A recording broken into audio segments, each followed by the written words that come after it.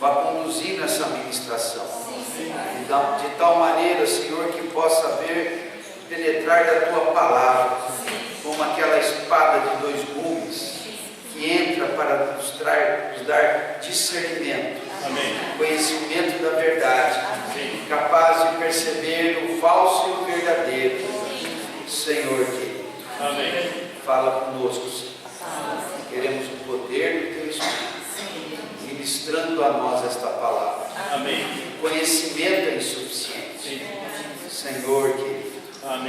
Mas por meio de Ti, Senhor, por meio do Teu Espírito, nós podemos conhecer toda a verdade, Senhor, e a verdade nos liberta, transforma a nossa vida. Essa é a nossa expectativa.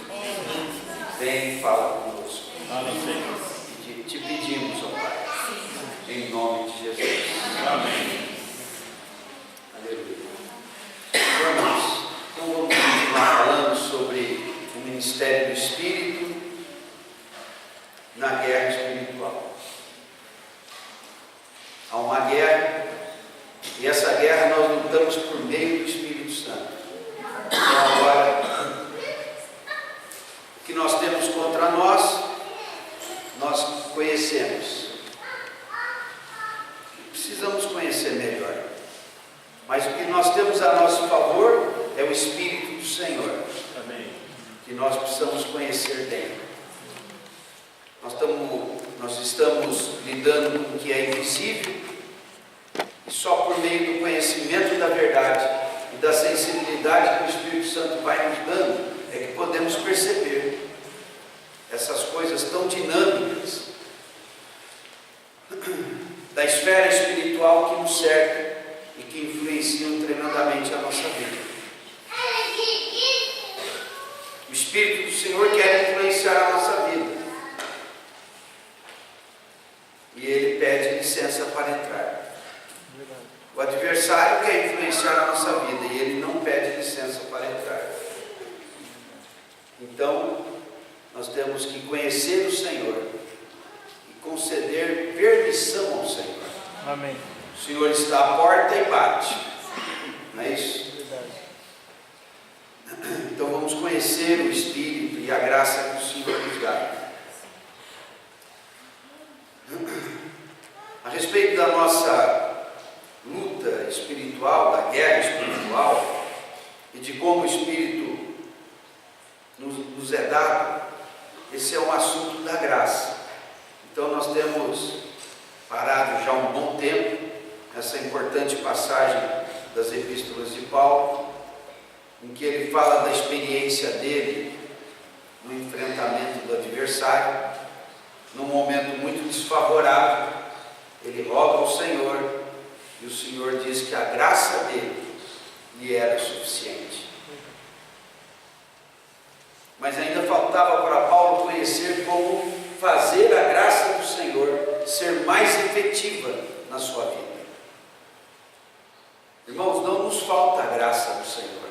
A graça é o que é dado de graça, não por mérito, não por merecimento. Você recebeu, ela está toda com você. O que é a graça? A graça é tudo que Deus preparou para que fôssemos restaurados ao propósito dele. Então é um pacote muito grande de coisas, que inclui desde a redenção na cruz, a doação do Espírito Santo, que nos deu um novo nascimento. Então nós temos perdão e regeneração, um novo nascimento. Inclui a palavra, inclui todas as ricas e preciosas promessas do Senhor, de maneira que não nos falta nada. Mas nós ainda temos de conhecer essa graça. Essa graça, ela nos foi trazida por Jesus, e hoje ela nos é ministrada pelo Espírito Santo. Deus é triuno: o Pai, o Filho e o Espírito Santo.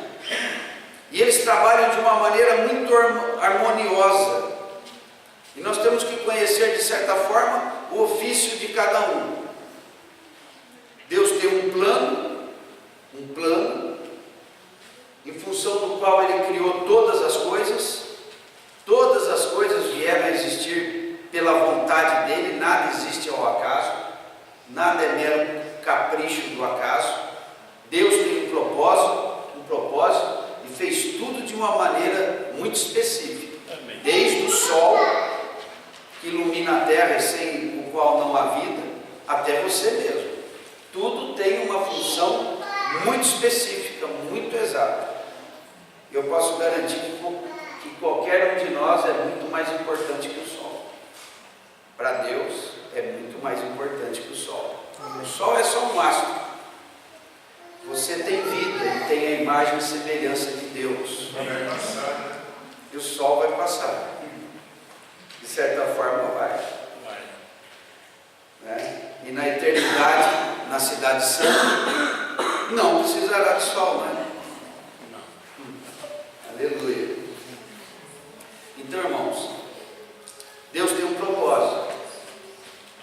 O homem caiu. Não vamos entrar nos detalhes disso. O homem caiu. E a graça do Senhor é tudo aquilo que Deus faz em seu amor, em sua misericórdia, em sua justiça, com sua sabedoria e poder, para nos restaurar ao que Ele tinha no coração para nós. É muito mais do que cuidar de nós nessa vida com relação às nossas necessidades terrenas. É nos restaurar ao Éden. Amém. Imagina, Adão foi mal, Adão agiu mal lá no Éden, mas o Senhor nos restaura ao Éden. Fala, agora é você, Dio. Está aqui, ó. Você está no Éden. Vê o que você faz aí com a tua Eva. Vocês estão ali no jardim. Tem uma árvore boa para se comer e desejável por Deus. E tem uma outra árvore proibida por Deus. E Ele te diz, guarda e cultiva o jardim. Não deixa a Eva aí lá não. Guarda a tua Eva aí. Agora é a tua vez, Gil. Não fica reclamando do Adão, agora é com você. Aprender com ele. Então nós estamos sendo restaurados. Aonde Adão errou, nós vamos acertar. Amém. Ou vamos errar que nem Adão? Senhor querido, nascer pecador eu não pude fazer nada, mas continuar pecador é conosco, irmãos. Nascer pecador eu posso dizer que é culpa de Adão, mas permanecer pecador é minha culpa. O Senhor nos restaurou. A condição perdida em Adão, agora é conosco. E para que fôssemos restaurados, e para que pudéssemos nos manter fiéis a Deus e caminhar de maneira reta no seu caminho, Ele nos dá a graça. Tudo o que precisamos. A graça em si é um tema muito extenso, mas acho que é suficiente, os irmãos entendem, né? É toda a provisão divina para retornarmos ao seu propósito original de sermos um com Ele. Então,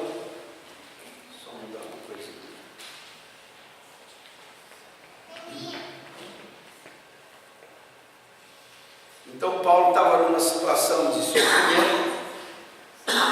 Ele diz, e para que não me ensoberbecesse com a grandeza das revelações, foi-me posto um espinho na carne, mensageiro de Satanás para me esbofetear, a fim de que não me exalte.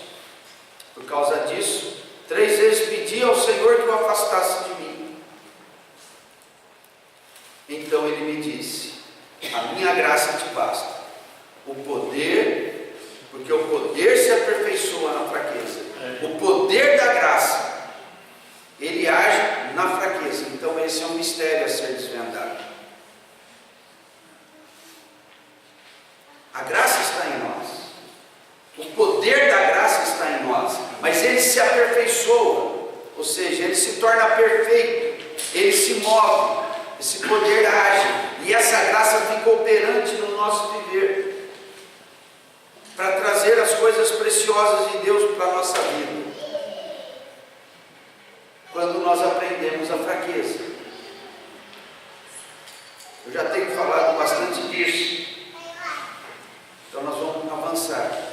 Paulo então diz: de boa vontade ou muito alegremente, mais me gloriarei nas fraquezas, para que sobre mim faça tabernáculo o poder de Cristo.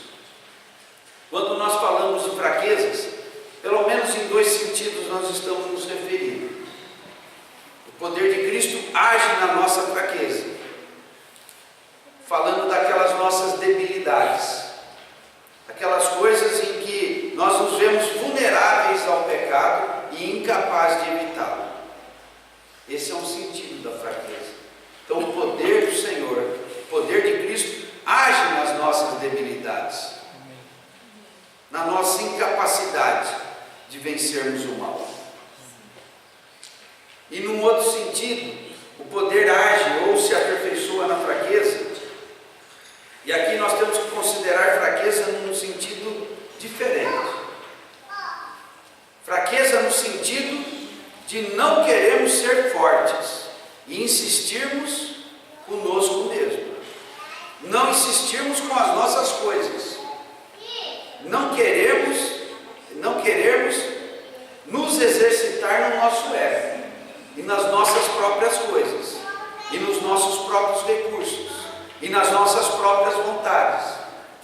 Então aqui nós estamos falando de nos fazermos fracos naquelas coisas que pensamos que somos fortes e que acabamos por querer insistir conosco mesmo, perdendo o poder e o operar da graça em nós.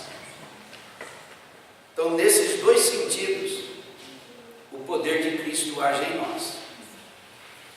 Por um lado, é para nos fortalecer nas nossas debilidades. E por outro lado, é para nos quebrantar na nossa força. Nos fazer dobrar e servir ao Senhor. E irmos ao encontro da vontade do Senhor em prejuízo da nossa. Deixarmos de insistir conosco mesmo.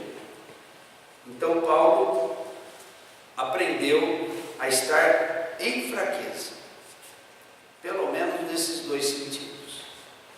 E ali ele viu o poder de Deus que havia nele, por meio da graça já recebida, trabalhar extraordinariamente. E segundo aos Coríntios capítulo 3, fala de que o Espírito do Senhor nos traz liberdade e nós podemos estar diante da glória do Senhor. Aquele momento de fraqueza que sobre nós o poder de Cristo faz tabernáculo, pode ser mostrado nesse aspecto, de estarmos diante do Senhor, com o rosto desvendado, contemplando a glória dele. Isso fala de reservarmos um tempo ao Senhor e ficarmos ali, pedindo para que o Senhor se mova na nossa vida. Como nesse hino aí, que a gente cantou, essa última música. Fala que Deus nos compreendeu sem nenhuma explicação. Eu não sei exatamente o que ele está dizendo, né? Se não tem explicação a compreensão que Deus teve, ou se Deus agiu sem eu precisar da explicação de quem eu sou. Já conhece. Né? Mas o fato é que quanto mais a gente vai caminhando na experiência de estreitarmos a nossa intimidade com Ele e aprendermos de fato a estarmos um tempo em silêncio diante dele, a gente vai descobrindo que não precisa dar explicação nenhuma. Na verdade, nem precisa ter uma oração. É deixar o Espírito Santo mover em nós aquele momento. Amém. Amém. Como é que tem sido a experiência dos irmãos nisso? Né? A gente está insistindo nisso. E vamos continuar insistindo hoje. Você já conseguiu fazer disso uma rotina diária? Ou está difícil? A Luzia tem um cliente que reclama muito da vida. E ele costuma falar assim, caipirão, né? E doutor, está difícil, difícil. E a gente brinca lá em casa com isso, né? Quando as coisas complicam, eu falo, doutor, está difícil, difícil, né?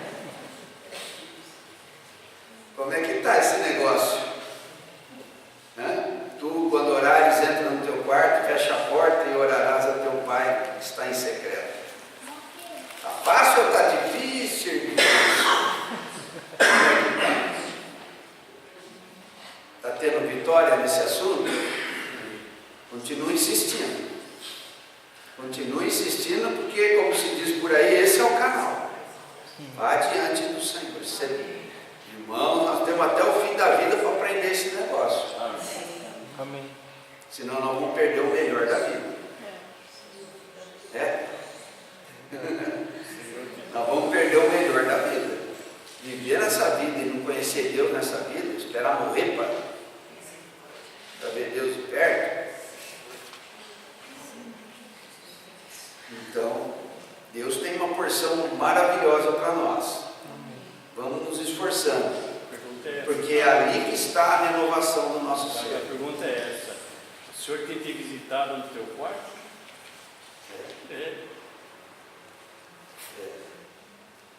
Senhor querido. Então nós vimos recentemente essa experiência de Nicodemos falando com Jesus. Nicodemos não entendia nada, né? Bom, ninguém entendia naquele tempo. Mas ele era um homem idoso, mestre, e o Senhor falou para ele sobre um novo nascimento e sobre ver o reino de Deus. Falou que esse novo nascimento era um nascer da água e do Espírito, que isso nos faz entrar no reino de Deus. Então hoje nós precisamos ver o reino, entrar no reino. E isso nos é possível por meio de nascermos no Espírito. E depois no versículo 8, nos é dito que o vento sopra onde quer, ouves a sua voz, mas não sabes de onde vem nem para onde vai. Assim é todo que é aquele que é nascido do Espírito. Então o Espírito, aqui ele está ilustrado pela figura do vento. Algo forte, muito forte, ou suave, muito suave, assustador ou refrescante. Ele sopra onde quer, como quer. Não podemos vê-lo, mas podemos ouvir a sua voz. Então, irmãos, na nossa experiência com o Senhor, que é o nosso Deus invisível, não podemos vê-lo, mas podemos percebê-lo como vento e ouvir a sua voz. Então é nesse tempo em que estamos diante do Senhor, principalmente, que nós vamos aprendendo a conhecer a face do Senhor, a presença do Senhor. É uma experiência de fé. Estabeleça isso como uma meta na sua vida. E eu garanto, e a palavra garante, que é isso que pode mudar de fato todas as coisas. Amém. Fazer com que todas as esperanças que nós temos no Senhor e que nos estão prometidas na palavra se tornem efetivas, reais e acompanhem o nosso viver. De maneira que nós tenhamos uma fé que se realiza e não uma fé que se frustra. Precisamos pedir ao Senhor que Ele tenha misericórdia de nós e nos livre de uma fé frustrada. Não é isso, irmãos? O adversário trabalha de uma maneira muito dirigida para nos desanimar e frustrar a nossa fé. Porque se frustrar a nossa fé, nós vamos colocar esperança no quê? Se não na fé que temos em Deus. Então essa é uma luta que não dá para deixarmos para lá.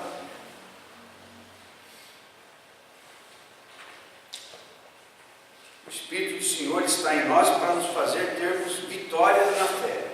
Então, a respeito de nenhum assunto, irmãos, nenhum assunto negativo, nós devemos nos render a Ele. Temos que, em oração, aprender a orar por meio do Espírito, de tal maneira que sejamos renovados nas nossas forças para permanecermos firmes na nossa fé, até obtermos o que temos pedido. Tem assuntos que não são tão difíceis, tem assuntos que são fáceis e tem assuntos que são muito difíceis. Mas não desanime de nenhum.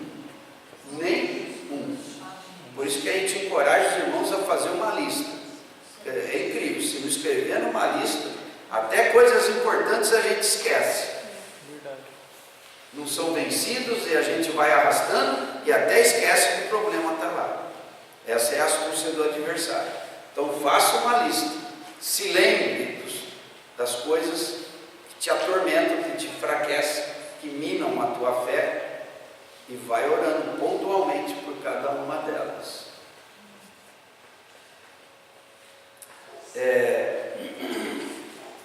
Nessa questão de andarmos na graça e de vermos o Espírito do Senhor se movendo em nós, tem um assunto muito importante na Bíblia, que é o descanso. O descanso. Esse é um assunto muito extenso.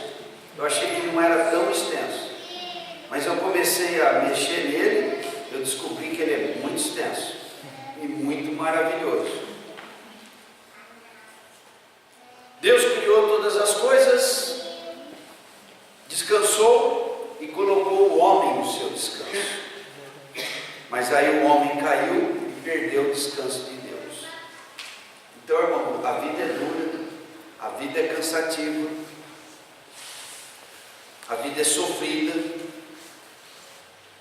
Em alguns momentos a vida nos humilha, porque nós perdemos o descanso de Deus.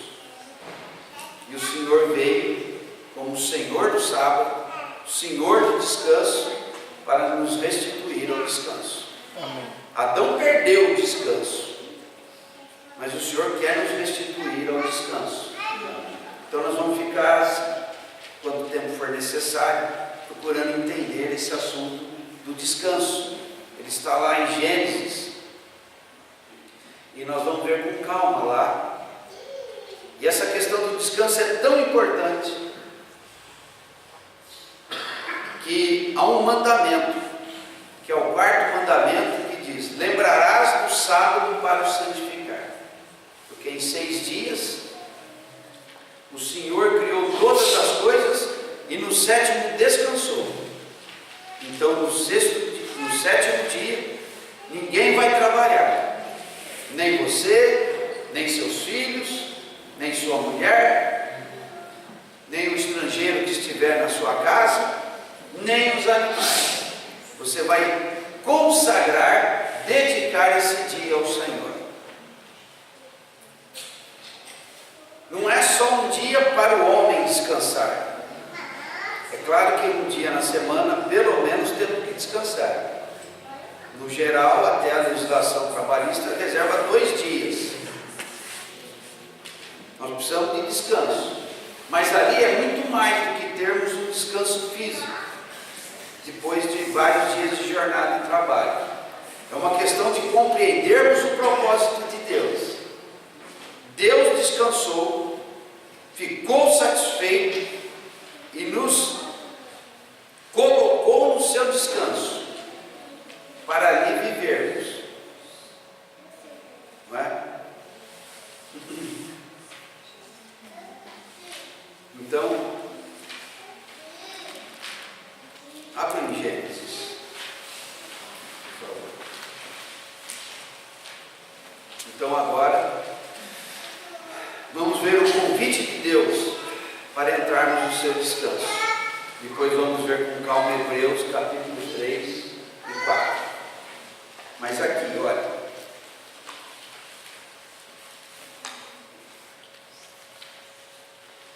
capítulo 2, versículo 15.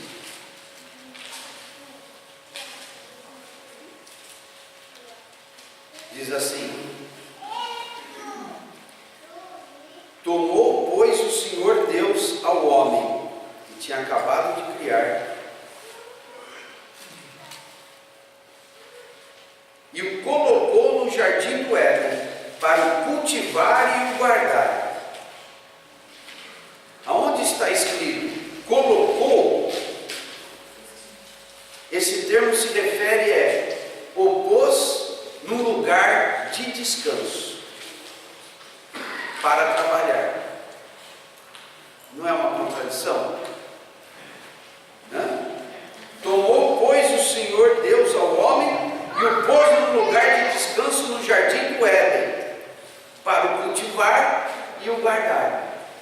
Cultivar fala de trabalho, e guardar fala do quê?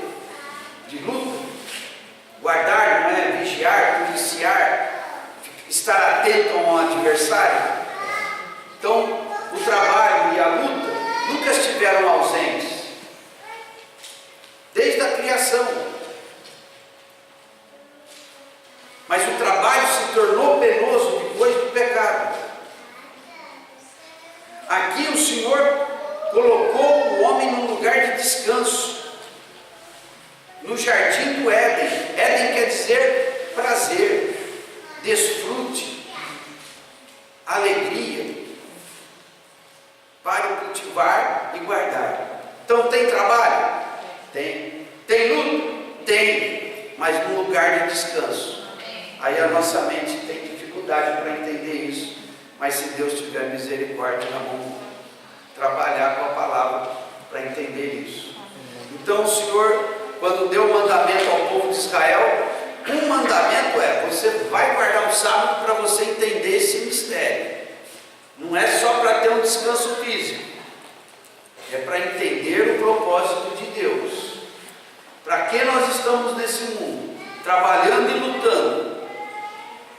As coisas se tornaram penosas, mas se nós compreendermos o propósito de Deus, nós vamos ver que em Deus nós temos um lugar de descanso e prazer. No capítulo 2 ainda,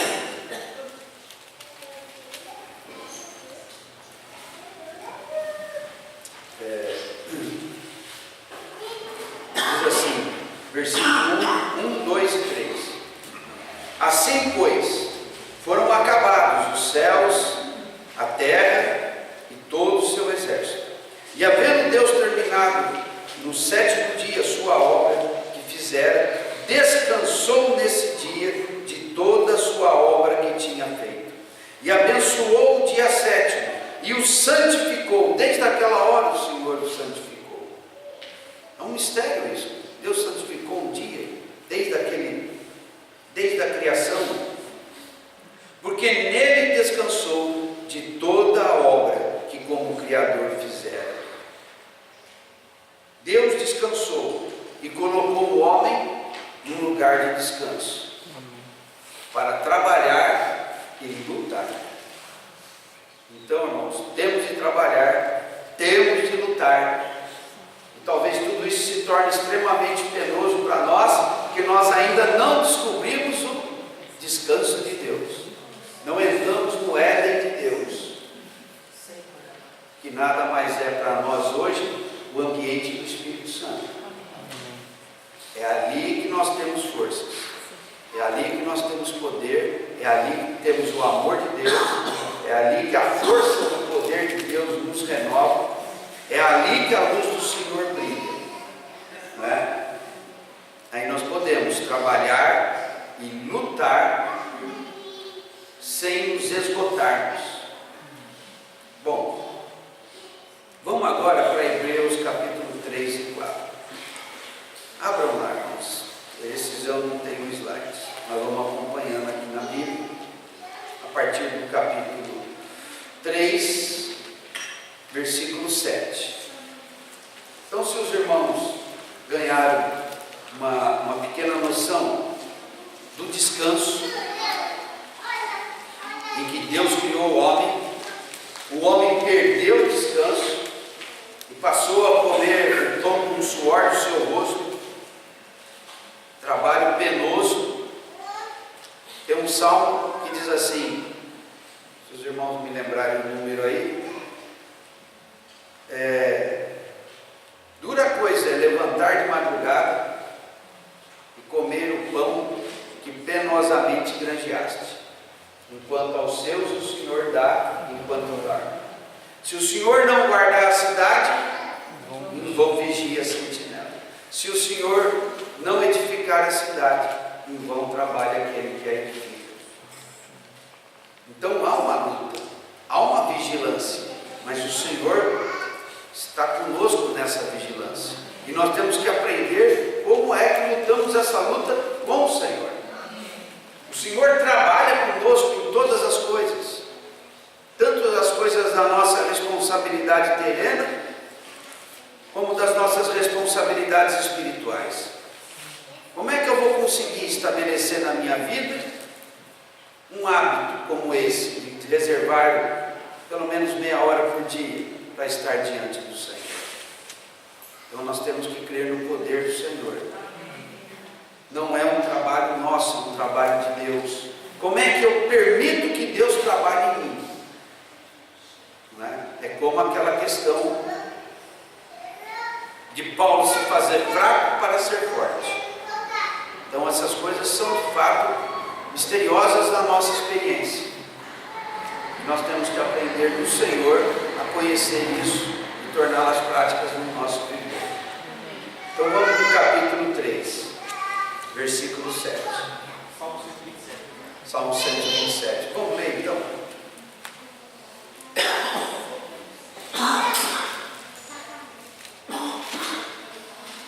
Salmo 127.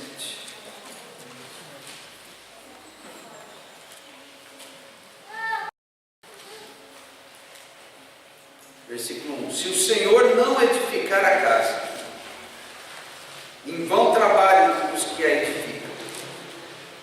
Se o Senhor não guardar a cidade, em vão vigia a sentinela.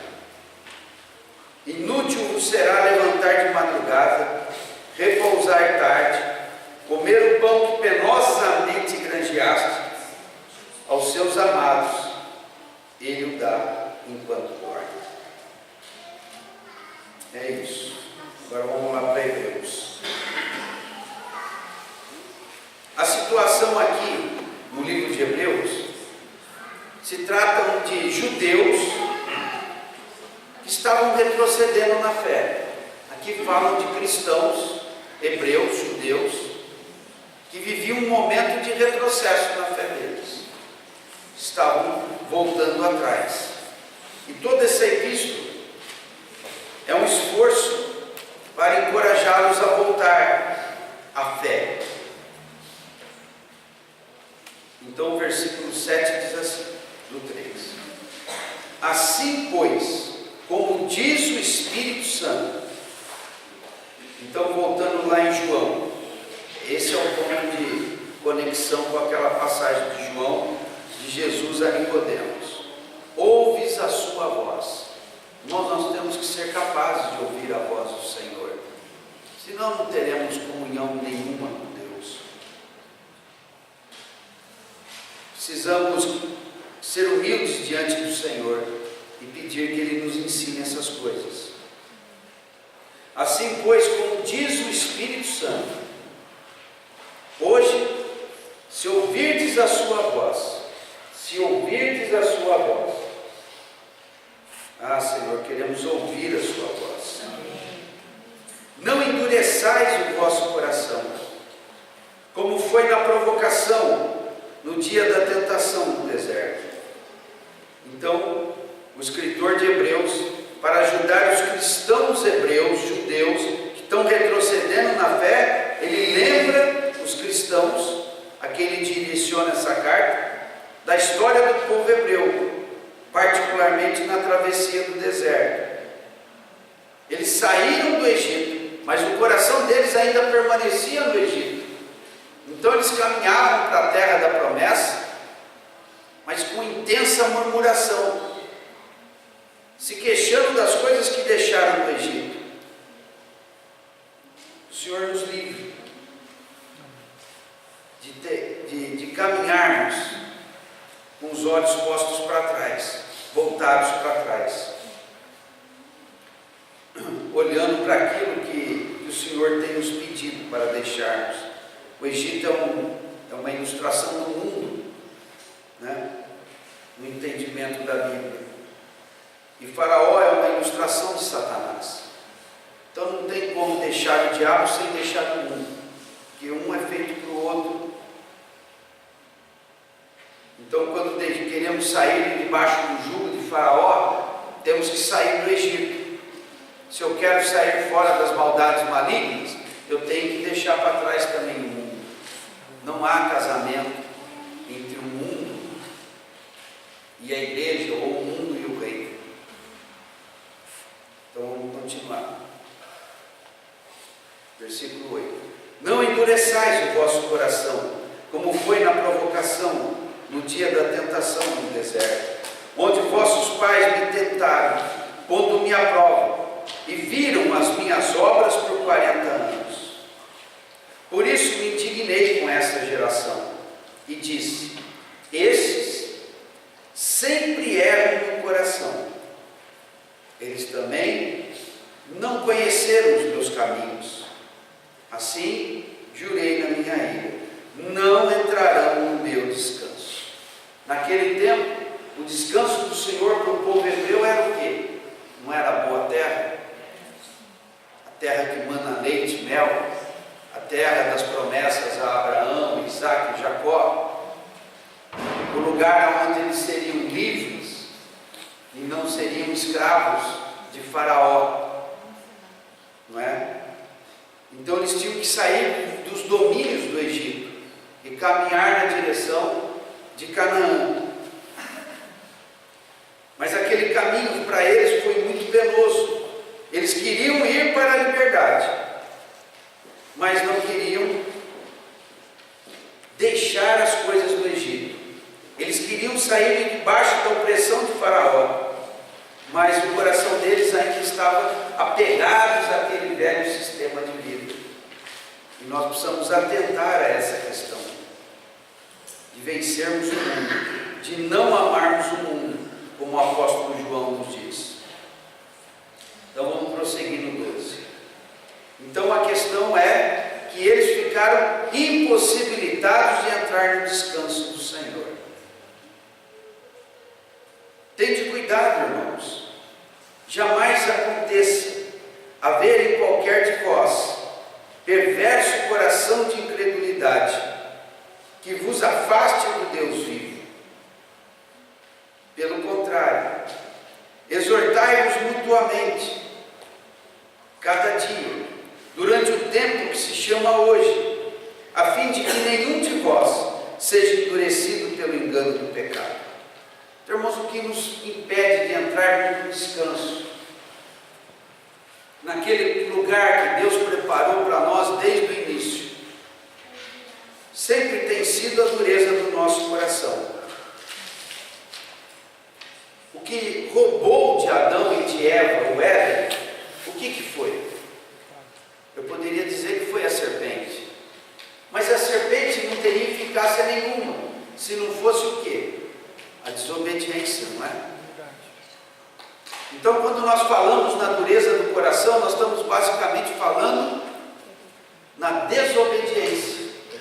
O Senhor tem uma palavra, o Senhor tem seus mandamentos, e toda a palavra do Senhor, e todos os mandamentos do Senhor, todos eles são para nos preservar na vida, todos eles são para nos preservar na bênção, todos eles são para que não nos desviemos do propósito de Deus, mas permaneçamos firmes na vontade dEle. Nenhum mandamento é capricho de Deus. Todos os mandamentos são salvação de Deus para nós. Todo mandamento é para nos preservar na vida. Paulo diz assim: tudo me é lícito, mas nem tudo convém. Nós podemos fazer tudo, mas por conta da própria consciência, ou do que sabemos da vida, sabemos que tem várias coisas que não podemos fazer. Eu não faço o que eu quero. Em vários assuntos, isso é muito claro para mim. É melhor não fazer o que eu quero, andar do jeito que eu quero, porque eu sei que caminhar de determinada maneira vai me fazer, por exemplo, perder o emprego, ou vai me fazer ser multado se eu conduzo o meu carro de maneira inadequada, ou causa acidente.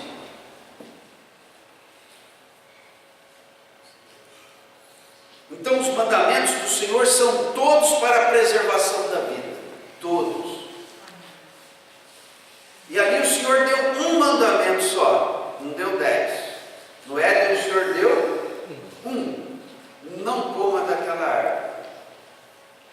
foi incapaz de obedecer.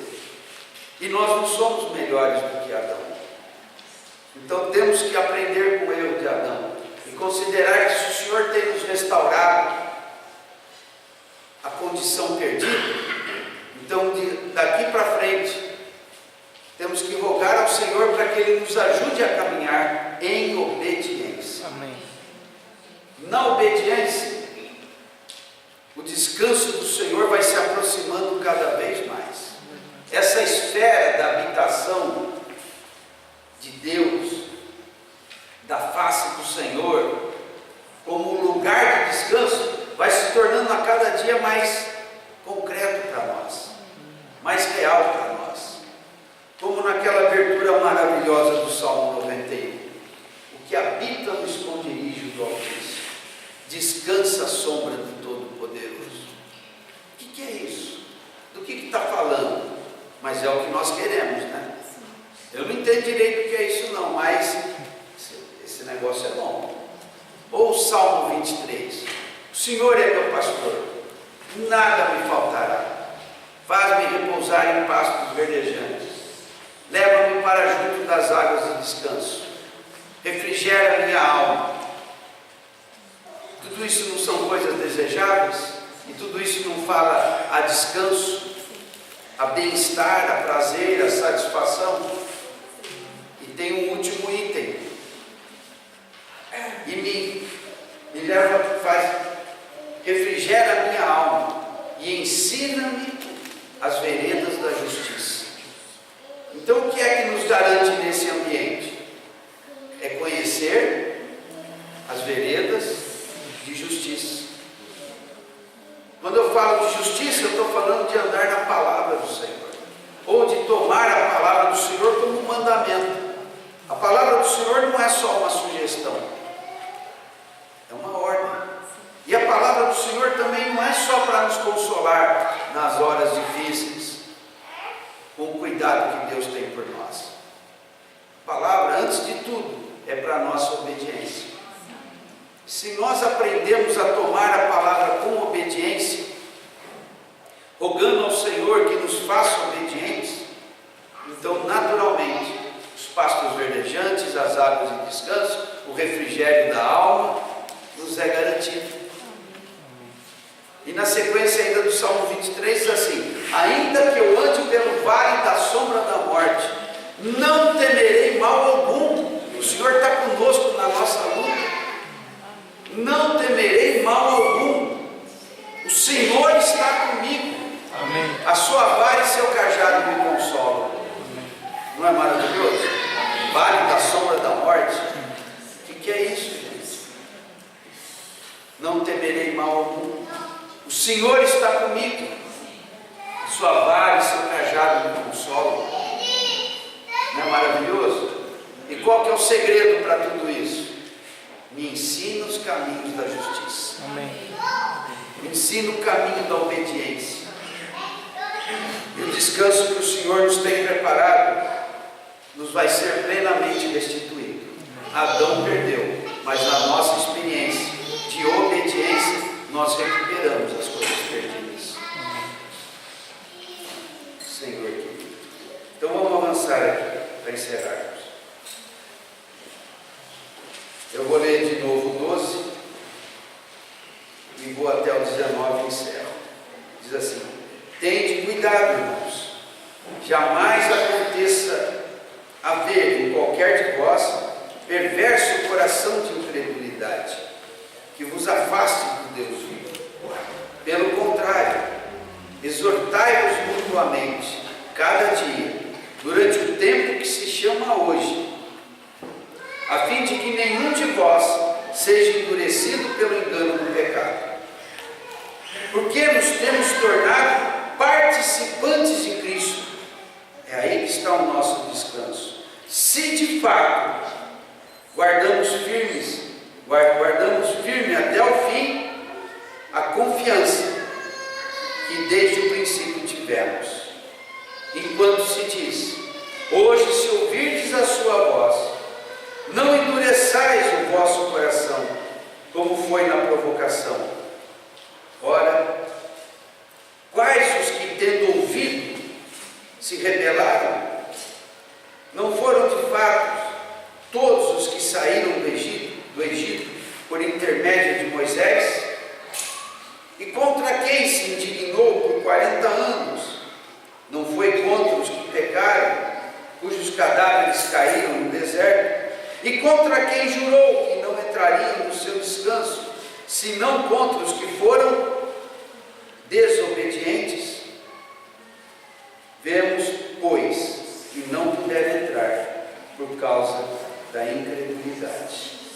Então, irmãos, aqui nós temos uma duplinha de virtudes e de defeitos, né? Essa duplinha de virtudes desobediência, ou melhor, eu falei de virtudes, né? É a obediência e a fé. Os defeitos, o que é? Desobediência e incredulidade, né? Então tem um hino muito bonitinho que a gente canta. O José já foi? José. O José está aí? Não, o tempo já deu. Da próxima vez a gente canta. Temos de crer e sempre obedecer, se contentes em Cristo, almejamos viver. Esse hino é um clássico, né? Não sei se do cantor cristão ou se da harpa cristã. É muito antigo. E nós temos no nosso cenário. Temos de crer, sempre obedecer, se contentes em Cristo, almejamos viver. Amém? O capítulo 4 inteiro trata disso, e a gente vê a semana que vem o capítulo 4. Amém. Temamos, portanto, sendo-nos deixada a promessa de entrar no descanso de Deus, suceda parecer que algum de vós tenha falhado. Isso não nos sobrevenha, né, irmãos? E caminhamos positivamente para aquilo que o Senhor tem nos chamado. Amém? Entrar no descanso de Deus. Amém. Vamos orar e encerrar a reunião? Amém. Senhor querido. Amém. Ó Pai. Pai, diante da Tua palavra. Amém. Senhor, nós queremos nos unir a Ti. Senhor, apesar da nossa fraqueza, apesar da nossa teimosia, apesar da nossa relutância, Senhor, nós queremos reafirmar diante de Ti agora, amém, o nosso propósito de crermos e obedecer. Amém. Senhor, nós cremos que o Senhor tem um descanso para nós, amém, um lugar perdido em Adão, mas recuperado em Cristo. Senhor querido, amém, Senhor, temos de lutar, temos de trabalhar, amém, mas temos em Cristo um lugar de descanso. Podemos fazer essas coisas sem exaustão, sem desgastes, sem derrotas, sem humilhações. Oh, em Cristo temos a vitória. Quando sobre nós habita o poder de Cristo, Senhor, nós somos fortes e mais do que vencedores. Amém. Senhor, nos leve para o Teu descanso. Amém. Nos leve a habitar no Teu lugar de descanso. Amém. Senhor querido, amém, toma a nossa vida nas Tuas mãos. Amém. Considera o nosso viver, Senhor, e tenha misericórdia de cada um. Amém. Nos ensina, Senhor, amém, a permanecermos no descanso. Amém. Oh Senhor querido, amém, no descanso de Cristo, amém, no descanso do Altíssimo e do Todo-Poderoso, amém, no descanso do bom pastor. Amém. Ó Senhor querido, amém, te amamos, Senhor, e não podemos viver sem Ti, não podemos viver sem a Tua bênção, sem a Tua graça. Senhor querido, amém, Tu és por nós, Senhor, e não queremos perder essa bênção de um Deus que é por nós, no qual, se habitarmos, permanecermos nele, teremos sempre o Seu descanso, amém, a Sua paz, a Sua alegria e a confirmação plena da nossa fé. Amém. Nos guarde em Ti, ó Pai. Leva-nos até a vitória. Leva-nos a entrar no descanso e nele permanecer. Livra-nos da incredulidade e da desobediência. Livra-nos do velho Adão. Coloca-nos em Cristo, ó Pai. Definitivamente. Nós te rogamos em nome de Jesus.